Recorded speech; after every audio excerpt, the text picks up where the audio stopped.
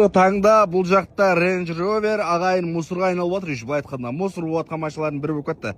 Не үшін? 2014 бұларға өте қатты ескі болып саналады, бірақ бағасы 2,5 миллион теңге мынаған.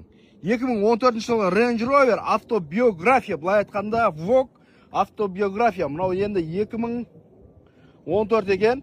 Ішін қараңыздаршы мынаны. Негізі қазіргі Range Rover'ден қарағанда бұрынғылардың Range Rover'ның іштері өте әдемі келеді, қараңыздаршы. Просто так. Іштері өте әдем, полный панорамасымен, іші қызыл салонда осындай. 2014 екен мынау. Полный комплектациялардың бірі, телевизорлардың артында бар.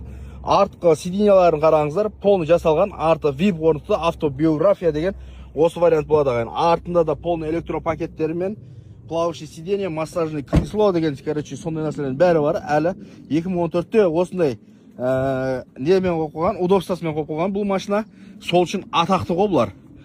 Кайфпен жасағанда бұларша осы машинаның отырған адамға кайф беретін машиналардың бірі дәл осы 2014 ағайын. Алам дейтін болсаңыздар 2,5 миллион теңгеден басталып тұрған бағасы Range Rover міне.